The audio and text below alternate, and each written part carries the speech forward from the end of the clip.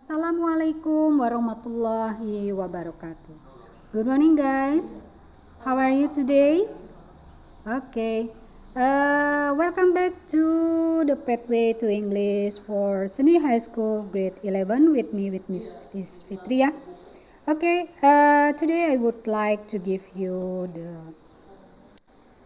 lessons. Yeah, it's still continuing our lessons about an analytical exposition text. Yeah, the last week, maybe 2 weeks ago, I have given you how to make an analytical exposition text.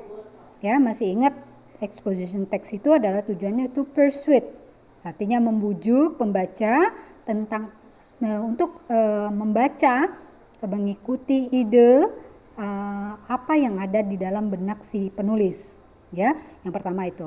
Yang kedua, si penulis paling tidak, at least they involved in this exposition text. Jadi in this actions or the habits or maybe the accident, what happening di dalam kesehariannya. Jadi ada beberapa hal yang mendukung tentang ide-idenya karena dia sudah pernah mengalami tersebut. Nah,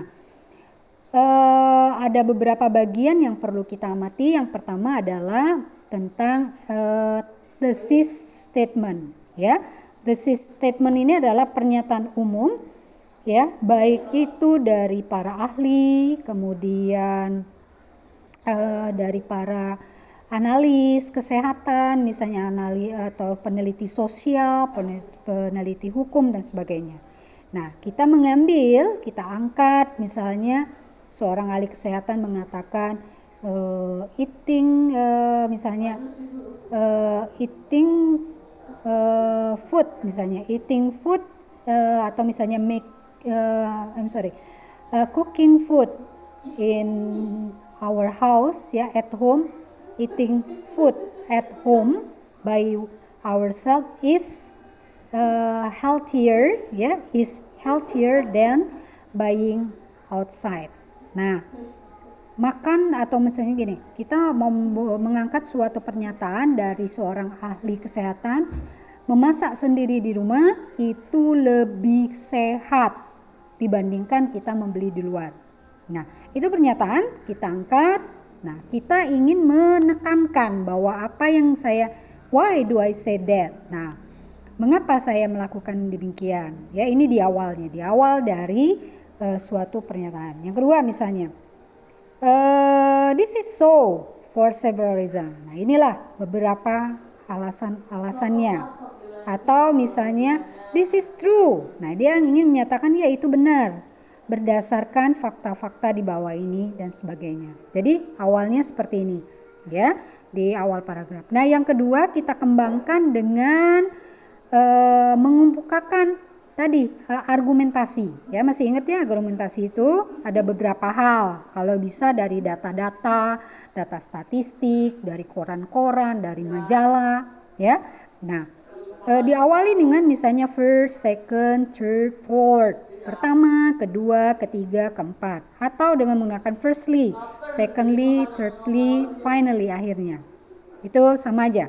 Atau dengan menggunakan in the first place atau first of all. First of all ini pertama-tama, ya. Dan misalnya furthermore, moreover, ini kita ingin menambahkan lagi. Kemudian finally akhirnya, last of all, last but not least, ya.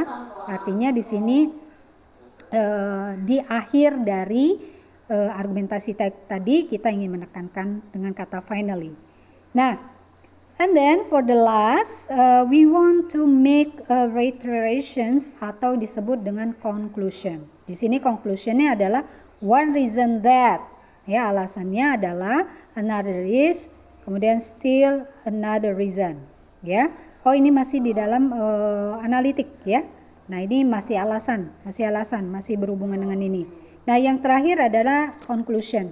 Conclusion itu bisa kita, apa tujuan conclusion itu? Conclusion itu adalah memberikan suatu kesimpulan, ya, bahwa apa yang kita terangkan tadi bisa kita simak di bagian akhir. Misalnya dengan working long hours at a computer can cause eye strain.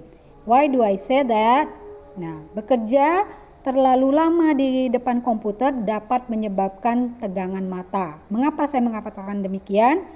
Yang pertama, kedua, ketiga. Nah, jadi di sini kita ingin mengulangi lagi dengan frase atau kalimat yang pendek ya dari yang paragraf argumentasi tadi.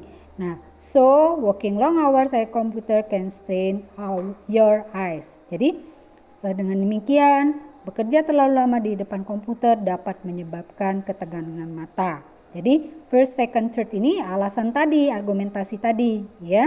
Nah, ini yang di bagian reiteration atau yang disebut dengan conclusion.